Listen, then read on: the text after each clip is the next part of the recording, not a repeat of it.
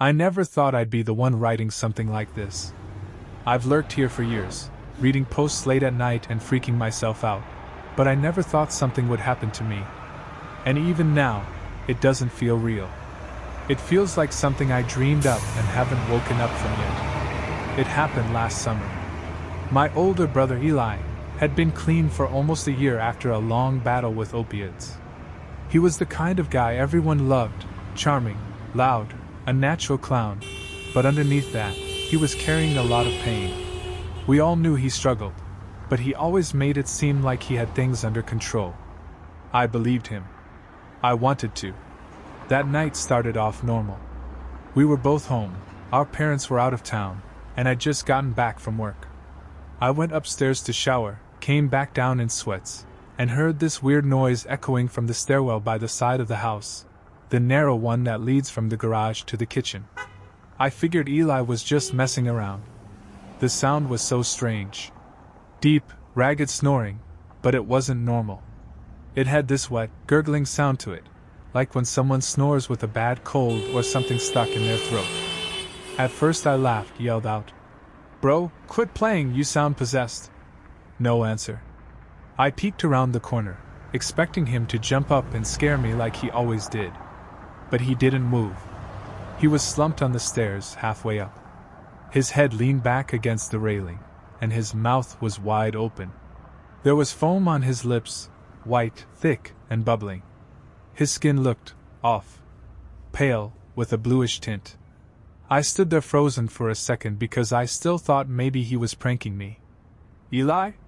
I said again, louder this time. He didn't move. Just kept making that horrible sound. I stepped closer and nudged his foot with mine. Still nothing.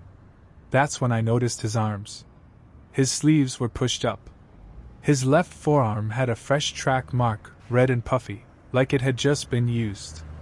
I dropped to my knees, shaking him now, shouting his name.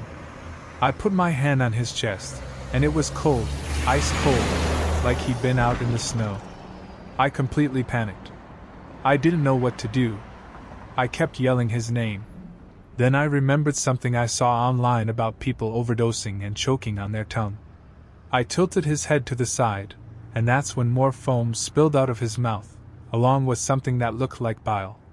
I swear to God, I thought he was dead. My hands were trembling so bad I could barely unlock my phone. I called 911, stammering out our address and that I thought my brother was dying. I don't even remember what I said.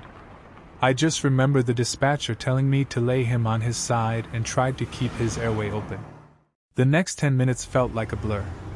I sat there holding my brother's limp body, listening to the terrifying silence between every gasp of breath he took. I thought that was it. I thought I was watching him leave. The paramedics showed up fast. They pushed me out of the way and immediately hit him with Narcan. I was on the floor, sobbing, with my back against the fridge, watching these strangers try to bring my brother back to life. I'll never forget the sound he made when he finally inhaled, like a dying engine turning over one last time. That gasp, wet, painful, guttural. Then coughing. Then vomiting. They got him. Barely. They said if I had found him just 5 minutes later, he would have been gone. That noise I heard? That horrible snoring? It was called a death rattle. I thought he was being dumb. I'd made jokes. But he was already halfway gone. Eli spent 3 days in the hospital and checked into rehab again after that. He's doing better now. Still alive, still fighting. But something in me changed that night. Because here's the part one can't shake, no matter how hard I try. When the paramedics wheeled him out, one of them looked at me and said, "You saved his life." But it didn't feel like I saved anyone. It felt like I let him die a little, and then someone else brought him back. Every night since then, I hear that sound in my head. That choking, that snoring, that foam. Sometimes I dream about it. Sometimes I wake up gasping for air myself. So to anyone out there who thinks their loved one is just playing, or just tired, or just high, don't wait. Don't hesitate. Because sometimes by the time you figure out something's wrong, you're already watching it fall apart. And I don't wish that guilt on anyone.